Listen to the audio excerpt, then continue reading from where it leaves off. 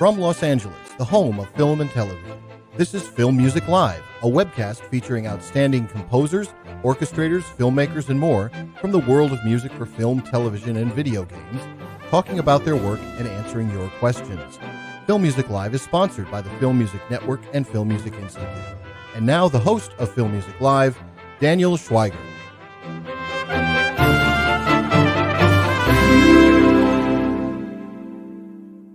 Hey everyone, I am Daniel Schweiger, and welcome to Film Music Live, the show where you get to ask the questions to today's top composers. I'm happy to have you here. Stop-motion animator David Allen's trek to realizing his Ray Harryhausen-inspired epic, The PRIMEVALS, began in the 1970s before finally taking cinematic root with producer Charles Band in the 1990s, only to be buried in an avalanche of inactivity. But the legacy of Allen's dream project and its magical technique never said die, even when its creator passed away, leading to Allen's protege Chris Endicott to finally breathe new life into a hidden land of Yetis and lizard aliens. Now, the PRIMEVALS finally sees the majestic light of day and an epic new score by Charles's older brother, Richard Band. A composer who started out bringing musical life to the reptilian ETs for Charles' 1978 production of Laser Blast. Alongside composer Joel Goldsmith, Richard showed off an impressive symphonic energy to many of Band's independent sci-fi productions like The Day Time Ended, Ghost Warrior, and Metalstorm, all while making a chilling name for himself in horror with The House on Sorority Row and The Resurrected, along with a memorable partnership with director Stuart Gordon on Re-Animator, From Beyond, and an Emmy-nominated score for Dreams in the Witch House. Though Richard Band's orchestral resources might have thinned with no diminishment to his musical creativity since, Charles Band's at last unfreezing of the PRIMEVALS brings Richard back to his symphonic glory days.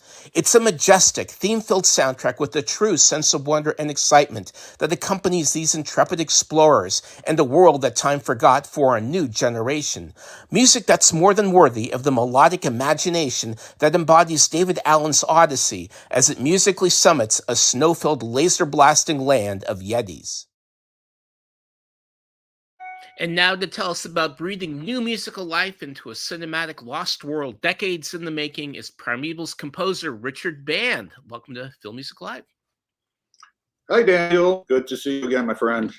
It's great having you here, Richard. Well, it's just, I think you've come full circle. I mean, essentially, I believe your very first score was Laser Blast in 1978, and now you have reptilian aliens with a laser almost 50 years later. And I think the PRIMEVALS was kind of in motion even before Laser Blast came out.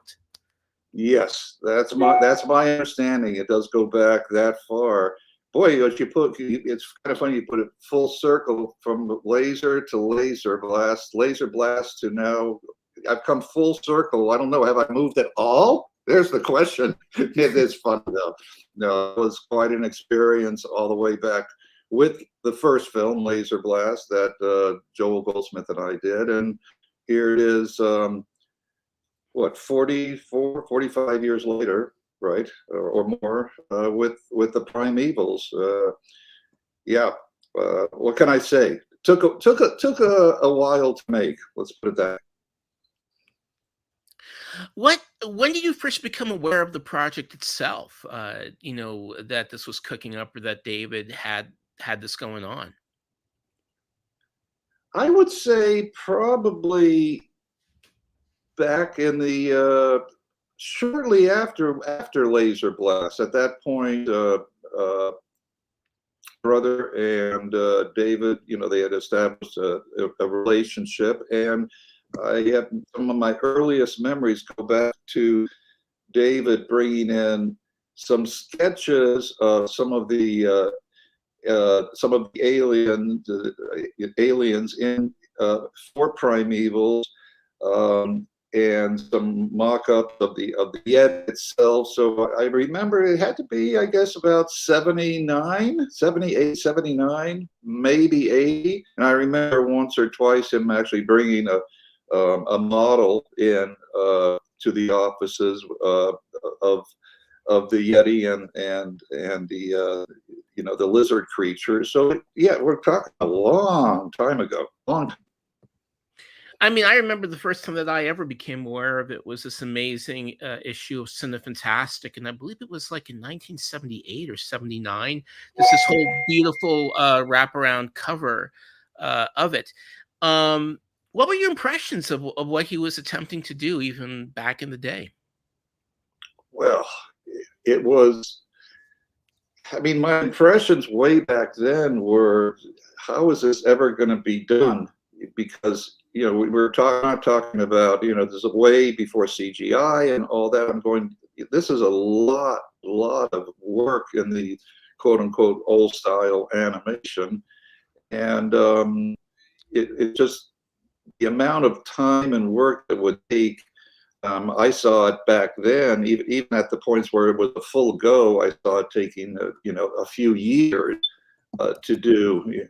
Nobody thought that it would be going through the ups and downs, you know, and the financial problems and being shelved for years. And then David later on dying and all of this, you know, ends up taking, you know, decades to get this finally made. But even back then, I thought it would be a matter of several years for it to come to fruition if it had gone on, you know, at pace. Wow. So that brings us to our first question from Louis Versalini. How did you go about crafting the music for the stop motion creatures in the PRIMEVALS? Did it differ from scoring a live action film? Well, not really. I mean, here's the thing. I've had some decades to be thinking about this and where I wanted to go, where David Allen wanted to go with it from a musical standpoint, where Chris Endicott wanted it to go. So over decades, I had seen storyboards and things like that. So I had always had an idea of what the creatures were going to look like. Of course, I knew the basic script and the scenes. So I had this overall vision in my mind. But realistically, we were all in a waiting pattern for years and years and years for the animation to be finished, which of course Chris Endicott would finish over a period of years. So it ultimately, until you actually are physically seeing it on screen, you really don't know how it's going to turn out. Although, like I said, I had you know, years to think about, you know, the approach that I thought it should be taking, and again, the approach that David wanted and Chris, and the whole epic quality, you know, of the score, and you know, how to broach it that way. But like any other movie, you know, ultimately you have to wait until it's in front of you and you have the actual cut, as far as especially when it comes to the animation part of it. Which, by the way, the animation, by the way, turned out, I never in my life imagined that it would turn out as seamless as it did. It's miraculous to look at and to know that it's not all CGI crap like everything's done today. It's done old school, and it's just the beauty of it and seamlessness of it. Nothing like the you know, the 40s of the animation, and you know, the jumpiness of it. This is like seamless. It's amazing to see. Yeah, I absolutely agree. Chris Endicott and everyone who, you know, rebrought it to life just did a fantastic job. And again, a huge thanks to Silver Screen Records for providing our downloads for today. So if you got a question, shoot it from Richard. You know, I mean, the one thing that really, you know, obviously this is like a big throwback to the days of Harryhausen, and, you know, having had an impresario dad yourself, that I imagine that you grew up, you know, watching great Harryhausen movies when they came out. Absolutely. I mean, you know, all of those great movies, you know, from King Kong to one of my favorites, Jason and the Argonauts, definitely one of my all-time favorite films. And even more recently, you know, the original Clash of the Titans. Those were always my personal favorite kind of genre. I just loved, you know, I loved fantasy like that, and that whole genre. I loved things that had to do with with with gods and Grecian gods and philosophies and Olympus, and especially because I grew up in Italy, by the history of ancient Rome and ancient Greece and all that. I was well educated in and familiar with, so it's always been sort of my favorite topic. So to have this opportunity to deal with a classic story like this, sort of a cross between all of those kinds of films mixed within a story of like a Lost Horizon scenario where they're going into the Himalayas to find ancient creatures and then to find a different civilization. The whole topic, that's always been my favorite sort of thing.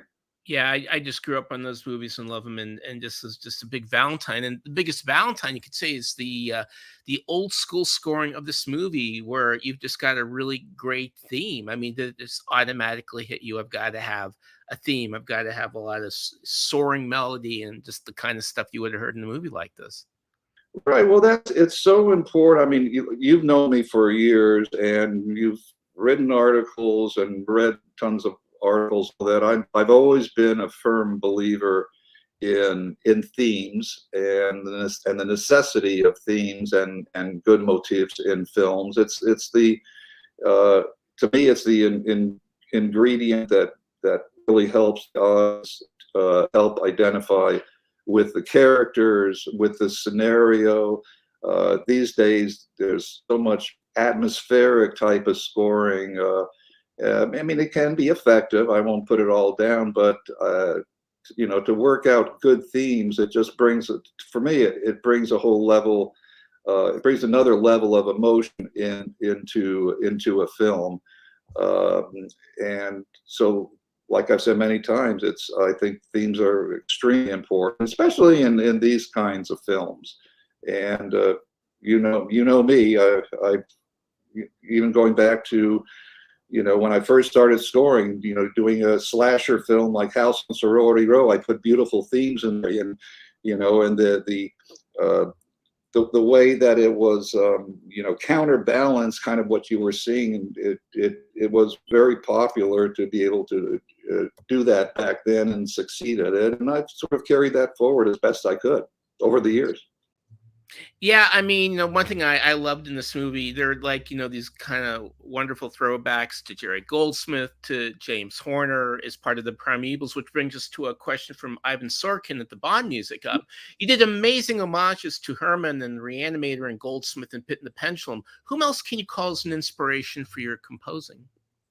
Oh, overall, well, I mean, if we go back, old school, I mean, definitely like a Miklos Rosa, it was an early influence. Even before that, Korngold was an early influence. With things like The Crimson Pirate, those were great films. More modern scoring, of course, Jerry Goldsmith. And Herman, and I think recently James Newton Howard has done some great. Howard Shore has done some great stuff. Big fan of Maurice Jarre and those big epic movies like Dr. Zhivago. I mean, talk about themes. You can't divorce some of those themes from the movies. They can't. You identify them, and that's really the true sign of success when one thinks of the movie and that the themes come immediately to mind along with the movie, be it even motifs like with John Williams and Jaws or Star Wars, or in that case a few films like Puppet Master or Re-Animator, so it's to be able to have that is I guess they can stand the test of time, and again, it kind of proves the point of the themes and marrying them to the movies and so forth. Yeah, and the thing now on Primeval's, who was your obviously, unfortunately, Dave is no longer with us, but who was your point person? Was it Chris or Charlie or who or just here's the move, you score it? To be honest, no, it was the only person I bounced anything off of on just a couple of occasions was Chris Endicott. Of course, when I had the main theme, I sent the main theme to Chris and my brother. They're the creators of the film and producers and everything. But I knew when I sent them the original themes. I just knew in my gut that I had nailed it, and it just felt so right, and they were totally into it. The only other person I bounced things off of on a couple of occasions, only a couple of occasions, was Chris Endicott. He'd come over to my studio on just 2 occasions, and I'd play a few things for him, and that was it. They pretty much left me to my own devices. Insane devices, but it was nice. It was very nice. Now here's a lot of trust and a lot of years go behind that, needless to say.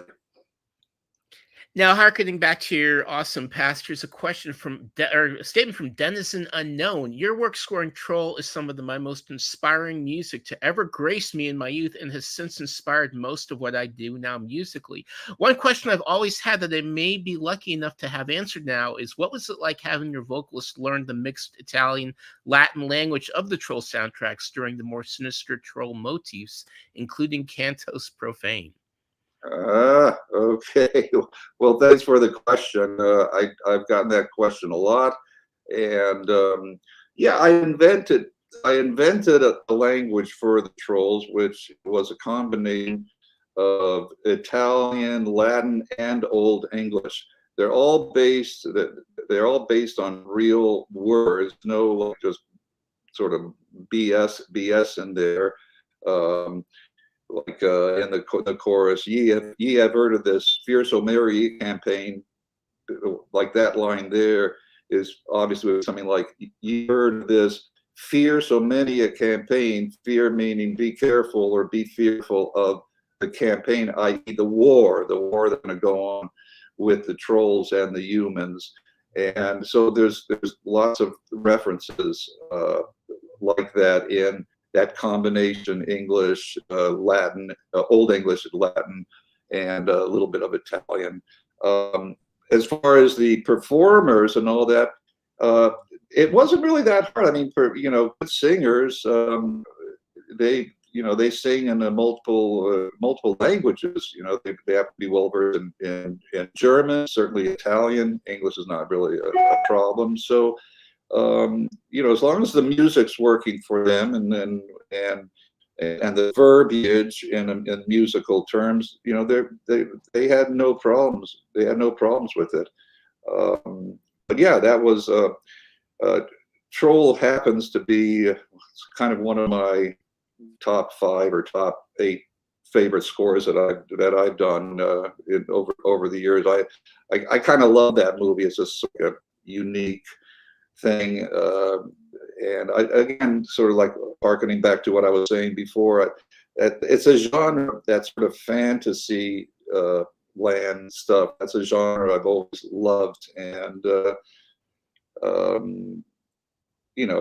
gives me a chance to shine. But again, that whole song, the Cantos Profane song, played a big part. And of course, that song had to be scored before they ever filmed everything, because the Trolls had to be singing to it. I'd always envisioned, as the creators did, John Beekler and all that, originally there was going to be more of the Trolls doing the same, but I guess they had to cut it down or whatever. I would have liked to have seen more of the Trolls singing that song, but whatever. Long time ago. When Charlie started out, you did these really pretty great big orchestral scores, for stuff like The Daytime Ended, and obviously because of the budget, the way things have changed, it kind of went to you having this really kind of very wonderful, very easily distinguishable kind of synth orchestral sound. That really gave a lot of production value to, unfortunately, movies that may not have had money for a budget. Obviously, this is the Primeval screams out to have an orchestral score, and you do have an orchestra in it. You just can't imagine doing a film like this without real instruments. What was it like to kind of get that back after, especially for Charlie, after a long period where this wasn't really in the budget? Well, getting it back. I mean, that's not hard. I mean, I think and I've always thought in more orchestral terms, since the beginning. Even in a lot of the films where I didn't have the use of an orchestra, I've always tried to combine some live instruments with synthesizers, samples, and all that. And so I've worked with that over the years, and probably was one of the first people to really get that combination working well. And so getting back to it wasn't so much that wasn't really hard. What was difficult is, after so many years and financial setbacks from the production company, and this film did call for that big orchestral sound. So I spent the better part of the last year before I scored it, fighting tooth and nail to get as much budget as was possible, so that I could get that sound, because I cried for it. And even so, I mean, it was done at an extremely low budget, and I ended up having to record the bulk of it in Bratislava, Slovakia. They did a great job, by the way, over there. But I needed that air. I needed a big stage. I needed a big string section, especially. So it had to have that, that air of a epic orchestral type of score. And so having that and doing a lot of combining and simulation in my studio here in Los Angeles, it ends up being a nice big sounding score. A lot of manipulation, though, a lot going on there. You let me put it this way: entire budget for Primevals, you couldn't afford even one session with a small orchestra here in Hollywood. Couldn't do it. So it was I had to spend a lot of time figuring out how to pull it off.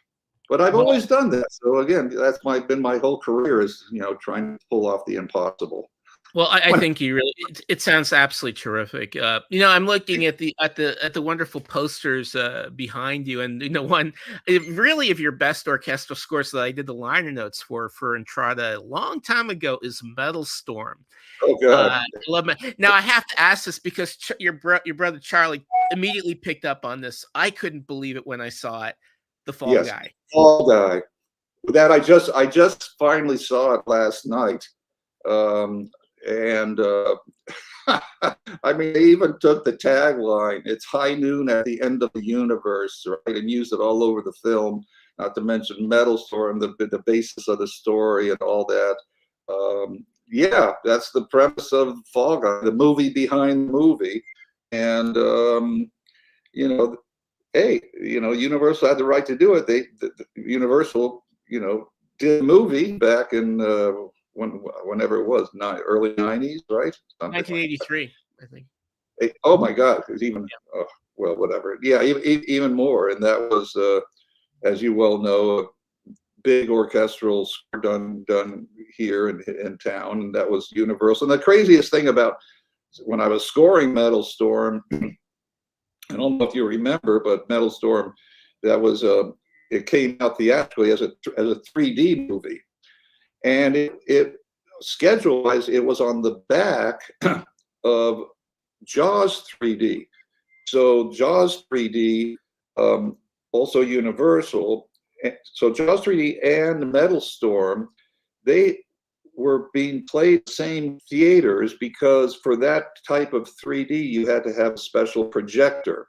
So everything was scheduled according to when the exhibitors were putting Jaws 3D into the theaters. So it would do its basic whatever 2-week main run and all that, and then immediately thereafter they'd use the same projectors and have Metalstorm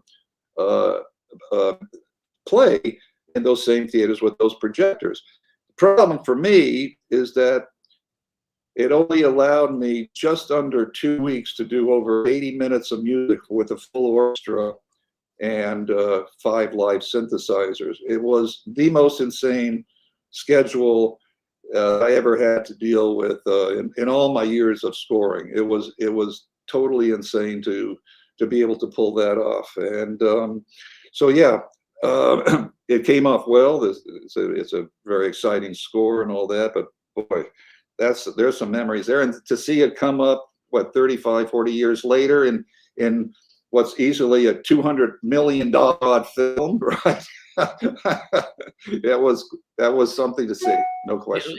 It was just awesome. Now we've got a shout out to you from Aaron Cruz. Great chatting with you at the Scored to Death event. How is hanging in a small room with all that talent different from being in the convention hall for an event like HorrorCon or LAMSS? That was different from being at a. How's it different?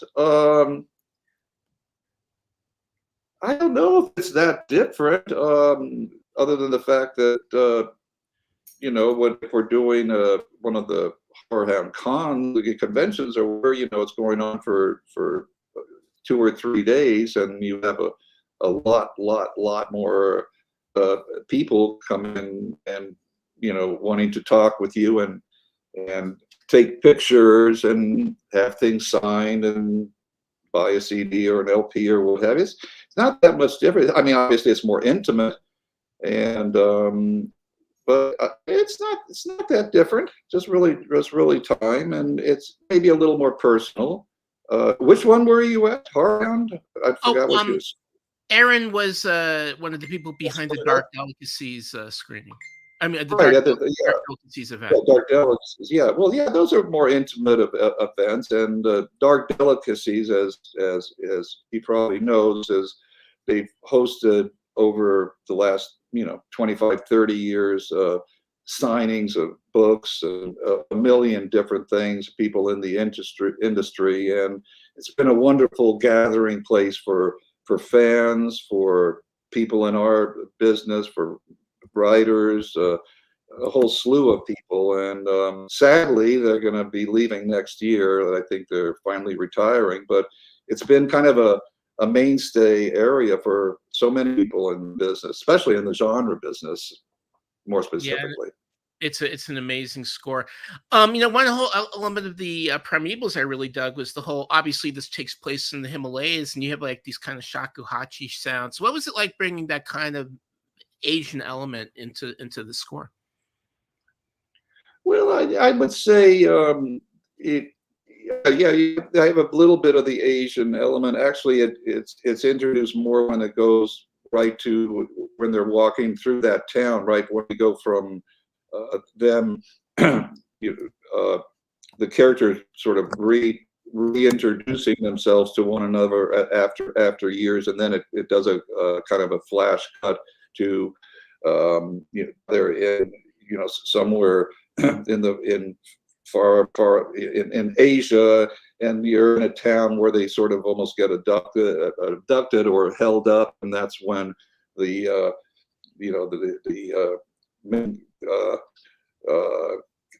character of Daniel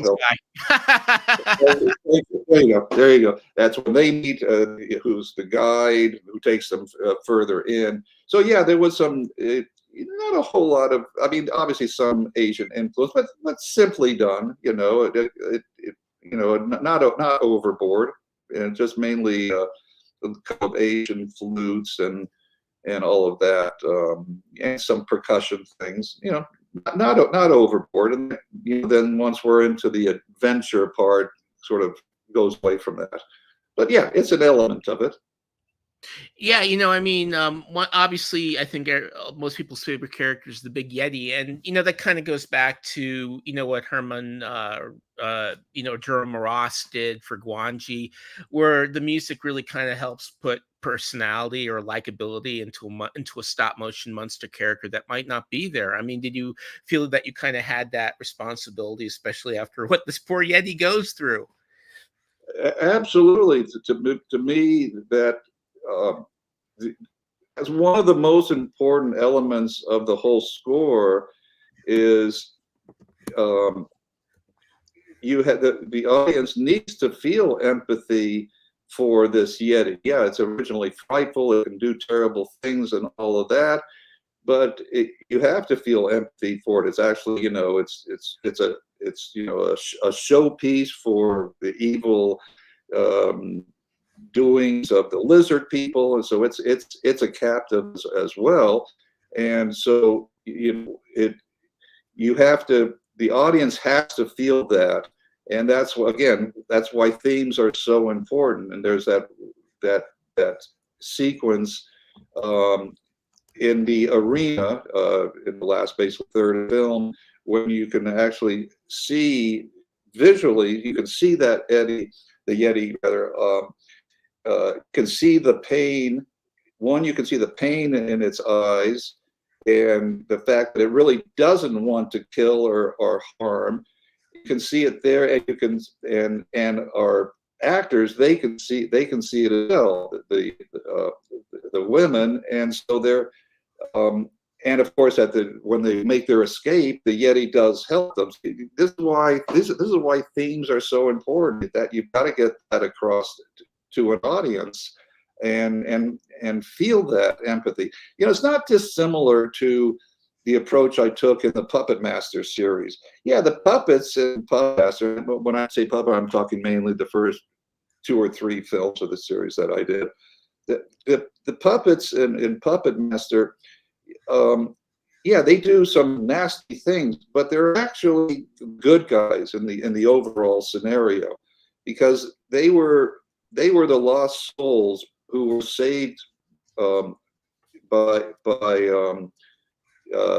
our puppet master. Their souls were saved because the Nazis were after all of them. So the revenge sort of thing that they take are against the bad guys, at least in the first 3 films.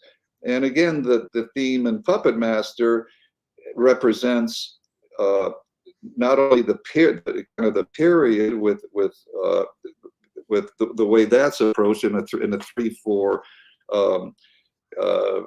fashion, but also the necessity to feel an element of sadness and empathy towards the puppets. So these are the things that I feel in scoring, that this is where you have to bring these things out if you possibly can. And that's, again, it comes to mostly the themes and motifs. Definitely necessary, definitely very necessary in PRIMEVALS. It's the basis of the whole score. Now, Dale would like to know, are you appearing in that Score to Death documentary? And if so, can you tell us about anything about it, and without getting into trouble with Jay Blake? I don't know. We've talked. I've been in and out of town doing things. I'm not committed to it yet, but we've talked a little bit about it. So I'm not, as of now, I'll have to say no, but it's still kind of open from what I understand. So we'll have to see. And Aaron would like to know, as one of the greats, what advice would you give to a composer who's getting started specifically in the horror genre? Oh boy. Don't. There's my advice. Don't do it. No, I'm kidding you. Look, if you love music and you love scoring films or scoring horror, just the only, I don't know if it's advice, but it's, I suppose, kind of like anything else. You gotta love it to do it. And if you really have a passion for it, you'll find a way. From a creative standpoint, always and this I would say to anybody, whether it's horror or anything else, always look for what's driving the story behind what you're seeing and hearing on the screen. A simple example, you might see a car chase, right? One way to play a car chase is with action, chaka, chaka, chaka type of music. That's one way. But you have to sort of think behind that. What is causing the person in the car chase to either be chased or do the chasing? What's driving it? What's really the force behind what you're seeing and hearing on the screen? That's what I always like to call it. It's good scoring is adding that third dimension in what is a two-dimensional medium. Basically, try to get underneath what the characters and what's on the screen. Dig deep down and try to find what's really driving things. Because if you can find that, then I think you're on the right track. If that's advice, there you go.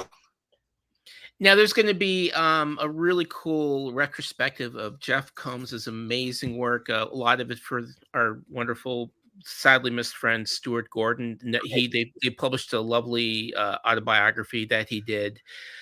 Just in general, how, when you look at just what you brought musically to the work of Stuart and Jeff, how important do you think they are just as an artist and a filmmaker in your overall career?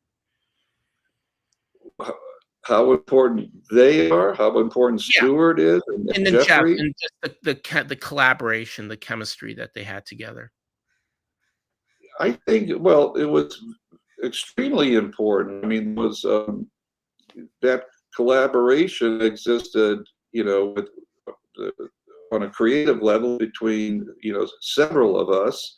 Of course, Jeffrey and Stuart, Barbara, myself, Stuart.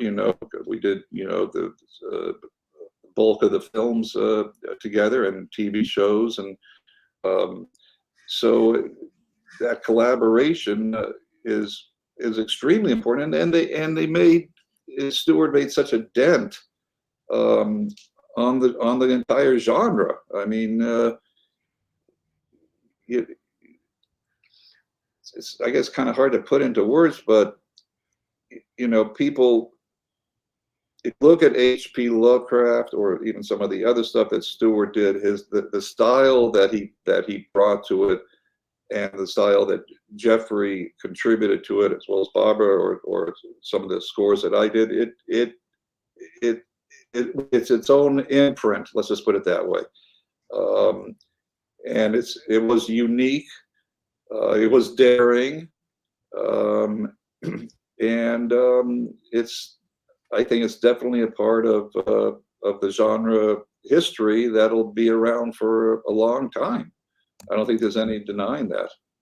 Yeah, no, I mean, it's just, Re-Animator, From Beyond, just great stuff. Yeah, I mean, From Beyond, look at that as as far as my part in it, I think in '86, I ended up winning the prestigious Best Music Award, and it was up against these huge films. It was up against Aliens 2, and I mean all these four huge studio films, and this little horror film ends up winning Best Score, not unlike Masters of Horror. I mean, who would have thought that that would have bring me an Emmy nomination for the score? And so, the tie-in with Stuart and what he brought to me, and I guess vice versa, whatever, just multiply that when you put Jeffrey in there, Barbara, and Ed Naha, some of the writing, my brother, as far as the producing. So there's a catalog of stuff there that has been, I think, extremely influential over the years, and probably will remain so, I think. Absolutely. I mean, going back to that Cinefantastic, cover on the Primevals, the tagline of that magazine, which I think to me the old version of that magazine it's like it was limousine of genre magazines. It set the standard, a sense of wonder. Um, and what is a sense of wonder to the Primevals? How do you musically communicate that idea? How you communicate that is you buy the CD and it communicates it to you. That's how it look. It's hard to you can't talk music. You know what I mean? I mean it's hard to talk music.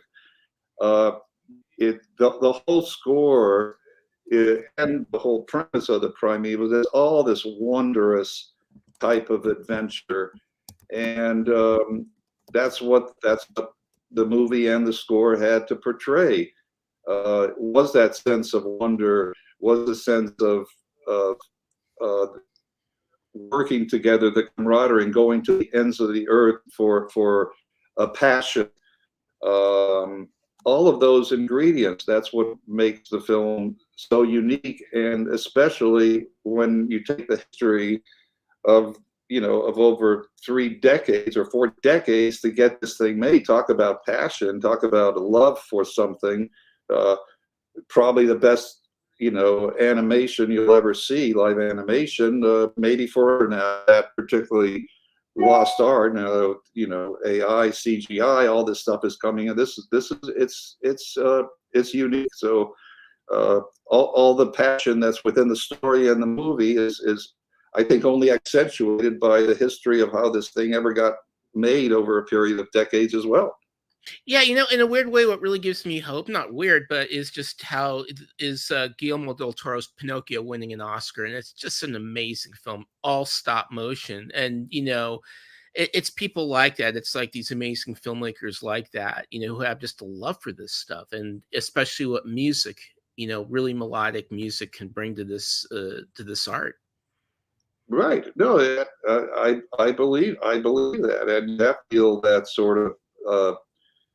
You have to feel that passion, and that has to be a part of you to be able to portray that, and that's a big part of it. So yes, when you see something that's daring and unique, um, you got to admire that and give it its props. Like Pinocchio, like whatever genre it is. Um, even an Avatar, the amount of time and love and dedication that goes into making these things. It's easy as an audience these days to put on a streaming service, and you've got 1,000 films at your disposal and all that. And but these days to even make a film and get it distributed is like a miracle unto itself. And so when it comes to something like Primeval, Pinocchio, or whatever, there has to be a lot of love and dedication and passion involved to even get it done, and sanity. You have to be crazy in the beginning, I guess, but or at least have a great imagination. No, very, very true. I mean, you've done so much work, and especially Waxwork has done a really Yeah, amazing final version of Re-Animator. I mean, Silva Screen has put out the Primeval score on physical CD as well as digital. right. Right. What is coming up out from the vaults, or what? It's interesting. There's so much that's still going to be coming out. There's so many things over the years that I've never released that will be coming out in the next years. Waxworks is a great vehicle. I take a great amount of pride in Waxworks because Re-Animator was the actual LP that launched the company. It was their very first LP and a big part of their initial success. And I've done 3 or 4 LPs with them. And here's a piece of news for you. Within the next month or so, Castle Freak, Stuart Gordon's Castle Freak, and now will also be coming out on Waxworks Records. And that's been long awaited as well. And there's a couple other surprises coming from Waxworks of stuff that I've done. And yeah, there's probably 40 or 50 soundtracks that I've never released. There's going to be a lot of stuff coming in the next years. Let's just put it that way. In different form, certainly not all. You know, vinyl is it's very expensive to do vinyls. That's the reality, and so you have to. You can only do, you know, ones that have a certain insurance to make the money back, because the printing cost on a vinyl is quite expensive, especially the way Waxworks does it.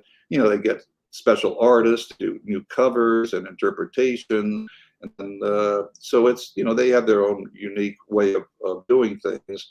But there's going to be some interesting stuff coming out. As far as Waxworks, probably in the next couple of months, Castle Freak will be coming up. No question about it. And again, you know, God bless Entrada for putting out, you know, so many of your great, in La La Land, a lot of great labels have done this. I guess to wrap us up, you know, obviously, you know, you're just as vital as ever. You're doing great work all the time. But what's it, in a way, going back to our first question, what's it like to kind of be the period on this closure that's taken decades to happen for the PRIMEVALS? Well, you say closure. I'm not sure. Well, I mean, it's done. You've scored it. The movie's finished. Yes. You know, you've done it. It's happened. Yeah. Okay, I see where you're going.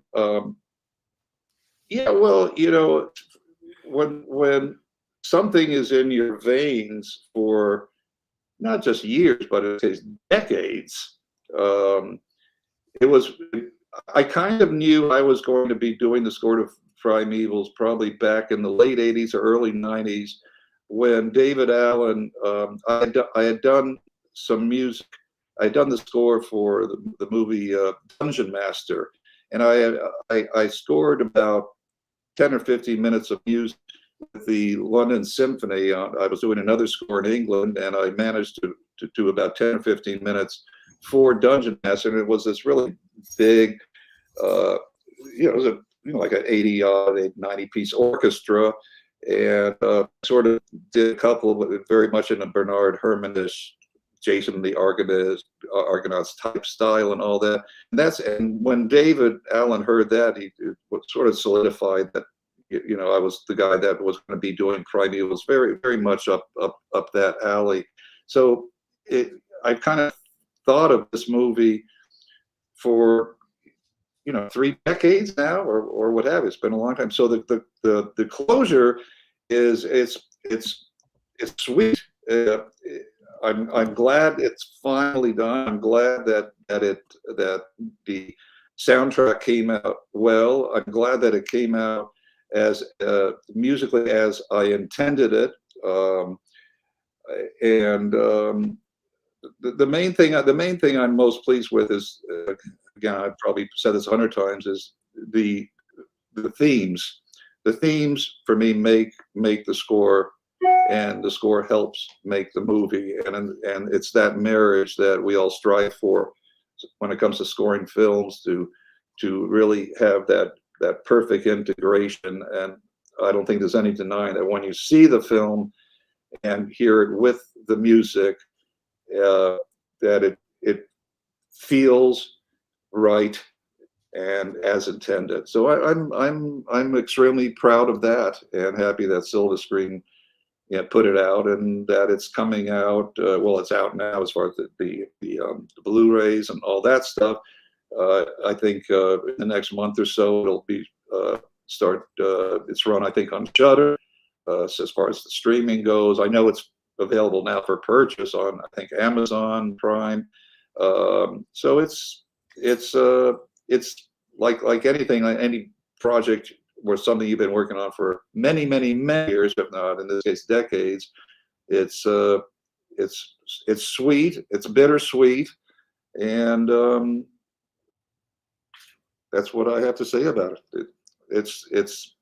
I'm happy that it finally got done, and that the product ends up being I think, as good as it is. Yeah, no, so much. It's really just a happy occasion.